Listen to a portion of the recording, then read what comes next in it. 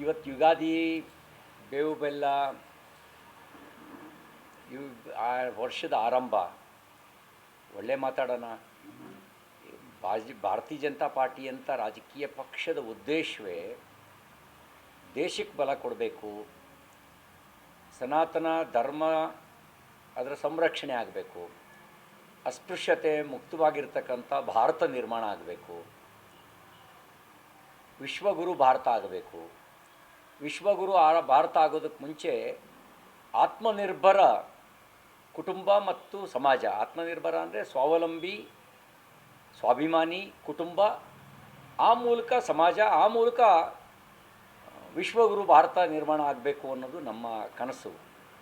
ಹಾಗಾಗಿ ಈ ಉದಾತ್ತ ಚಿಂತನೆಯನ್ನು ಇಟ್ಕೊಂಡೇ ನಮ್ಮ ಪೂರ್ವಿಕರು ಭಾರತೀಯ ಜನತಾ ಪಾರ್ಟಿಯನ್ನು, ಜನಸಂಘವನ್ನು ಸ್ಥಾಪನೆ ಮಾಡಿದ್ದು. ಈ ಸಂದರ್ಭದಲ್ಲಿ ಒಳ್ಳೆ ಮಾತಾಡೋಣ, ಒಳ್ಳೆ ಚಿಂತನೆ ಮಾಡೋಣ. ರಾಜಕಾರಣ ಇದ್ದದ್ದೇ. ಇವತ್ತು ಯಾಕೆ ನಾವು ದ್ವೇಷ, ಅಸೂಯೆ ಅದನ್ನ ಇಟ್ಕೊಂಡು ಮಾತಾಡಬೇಕು? ಇವತ್ತೇನು ಚಿಂತನೆ ನಡೆಸ್ತೀವಿ ಅದು ವರ್ಷಪೂರ್ಣ ಚಟುವಟಿಕೆಗಳಿಗೆ ಮುನ್ನುಡಿ ಇದ್ದಂಗೆ. ಹಾಗಾಗಿ ಇವತ್ತು ಮುನ್ನುಡಿ ಚೆನ್ನಾಗೇ ಬರೆಯೋಣ, ಆಮೇಲೆ ಉಳಿದಿದ್ದು ನೋಡೋಣ. ಇವತ್ತು ಯುಗಾದಿ, ಬೇವು ಬೆಲ್ಲ,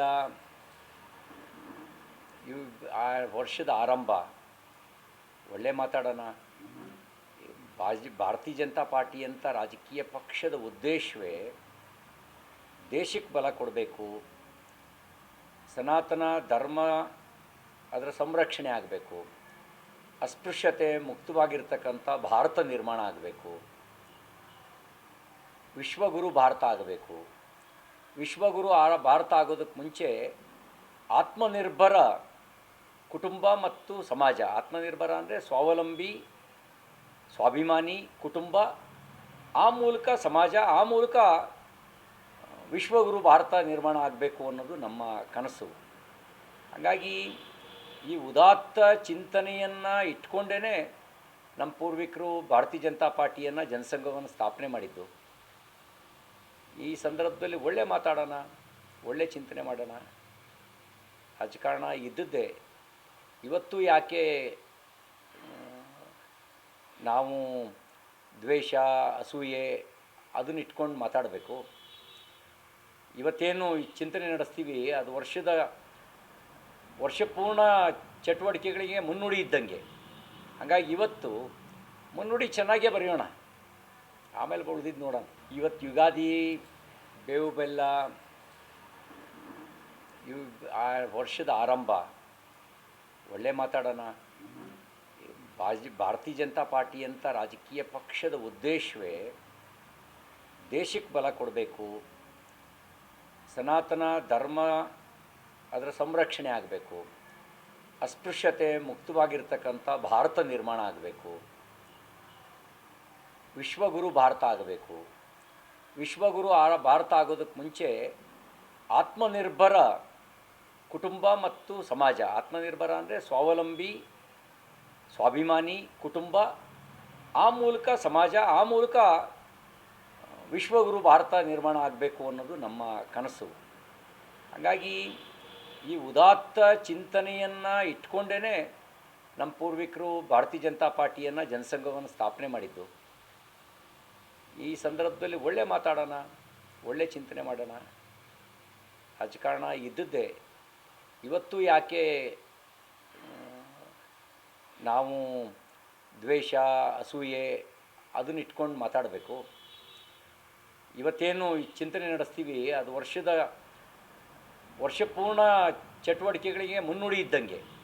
ಹಾಗಾಗಿ ಇವತ್ತು ಮುನ್ನುಡಿ ಚೆನ್ನಾಗೇ ಬರೆಯೋಣ, ಆಮೇಲೆ ಉಳಿದಿದ್ದು ನೋಡೋಣ.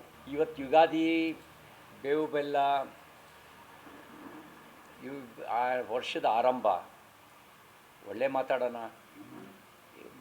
ಭಾರತೀಯ ಜನತಾ ಪಾರ್ಟಿ ಅಂತ ರಾಜಕೀಯ ಪಕ್ಷದ ಉದ್ದೇಶವೇ ದೇಶಕ್ಕೆ ಬಲ ಕೊಡಬೇಕು, ಸನಾತನ ಧರ್ಮ ಅದರ ಸಂರಕ್ಷಣೆ ಆಗಬೇಕು, ಅಸ್ಪೃಶ್ಯತೆ ಮುಕ್ತವಾಗಿರ್ತಕ್ಕಂಥ ಭಾರತ ನಿರ್ಮಾಣ ಆಗಬೇಕು, ವಿಶ್ವಗುರು ಭಾರತ ಆಗಬೇಕು. ವಿಶ್ವಗುರು ಭಾರತ ಆಗೋದಕ್ಕೆ ಮುಂಚೆ ಆತ್ಮನಿರ್ಭರ ಕುಟುಂಬ ಮತ್ತು ಸಮಾಜ. ಆತ್ಮನಿರ್ಭರ ಅಂದರೆ ಸ್ವಾವಲಂಬಿ, ಸ್ವಾಭಿಮಾನಿ ಕುಟುಂಬ, ಆ ಮೂಲಕ ಸಮಾಜ, ಆ ಮೂಲಕ ವಿಶ್ವಗುರು ಭಾರತ ನಿರ್ಮಾಣ ಆಗಬೇಕು ಅನ್ನೋದು ನಮ್ಮ ಕನಸು. ಹಾಗಾಗಿ ಈ ಉದಾತ್ತ ಚಿಂತನೆಯನ್ನು ಇಟ್ಕೊಂಡೇ ನಮ್ಮ ಪೂರ್ವಿಕರು ಭಾರತೀಯ ಜನತಾ ಪಾರ್ಟಿಯನ್ನು, ಜನಸಂಘವನ್ನು ಸ್ಥಾಪನೆ ಮಾಡಿದ್ದು.